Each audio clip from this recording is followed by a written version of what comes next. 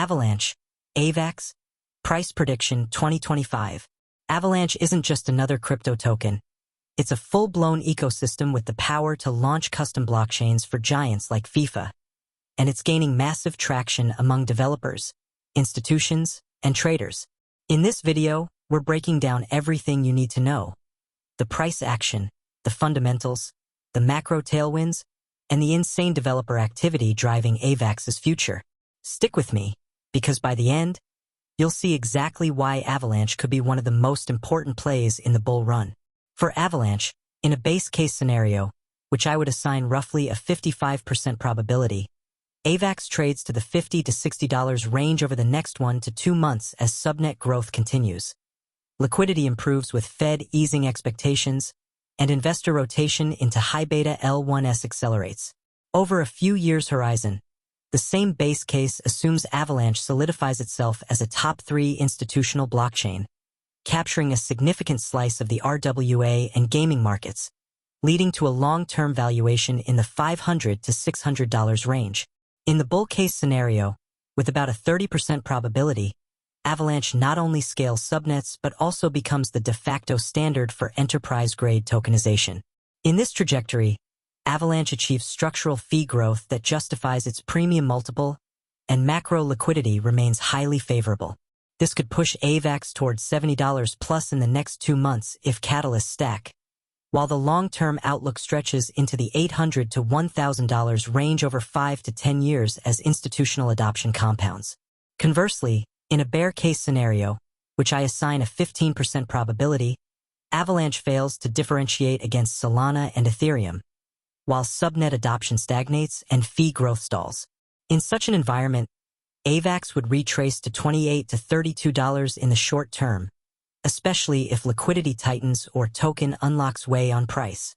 Over the long term, the bear case implies Avalanche remains a niche chain with limited institutional adoption, capping upside in the $100 to $150 range despite sector-wide growth. Sector and macro view. The Layer 1 sector is consolidating. Ethereum anchors, Solana captures high-throughput retail, Cosmos emphasizes modularity, and Avalanche positions itself as the customizable institutional subnet chain.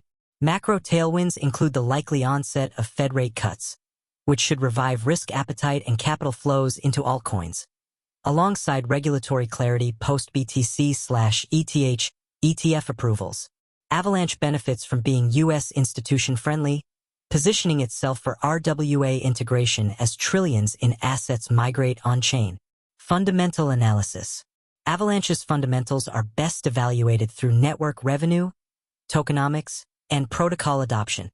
Over the past 12 months, Avalanche generated $45M in protocol fees, with revenue accelerating from sub-$10M in 2023 as subnets, gaming ecosystems, and RWA integration scaled.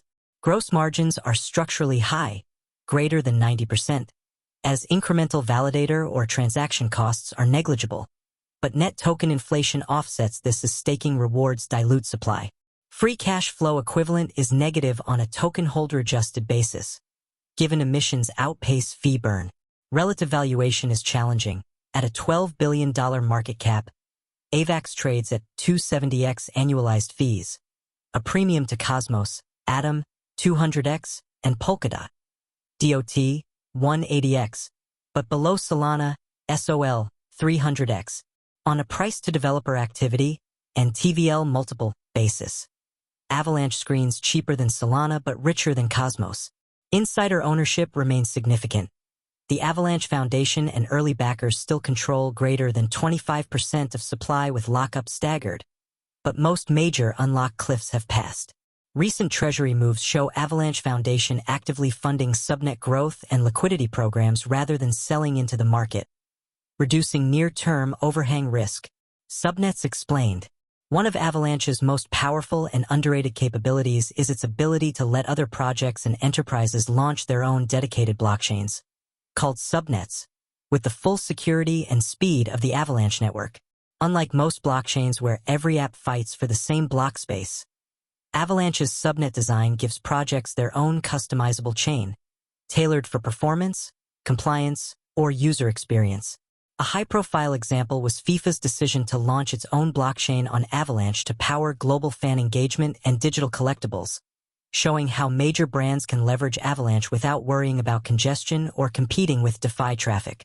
This blockchain-as-a-service model positions Avalanche more like an AWS for Web3, where institutions, games, and financial platforms can spin up their own chains but still connect seamlessly to the broader Avalanche ecosystem, creating network effects that reinforce AVAX's long-term value. Avalanche development activity. There's a strong connection between Avalanche's developer activity on GitHub and how traders can think about its price action.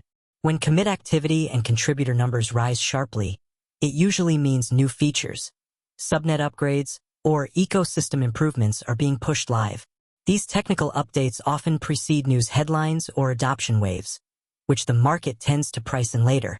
For example, Avalanche's 2,000 plus commits in Avalanche Go last year and 4,000 plus commits across all core repos reflect not just bug fixes but also major work on subnet scaling and RWA integrations. Around the same time, on-chain activity spiked to over 1 million transactions a day, which coincided with AVAX rallying off its lows. For short-term traders, 1 to 2 months, tracking GitHub spikes can act as a leading indicator.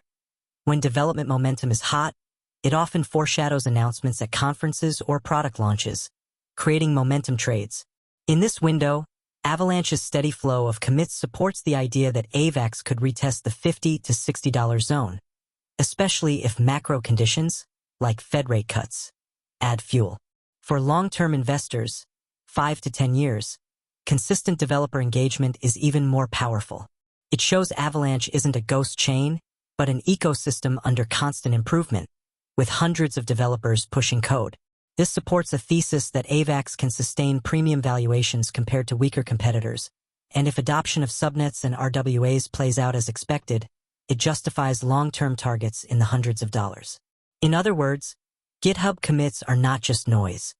They're one of the cleanest signals that Avalanche has the technical backbone to match its valuation story.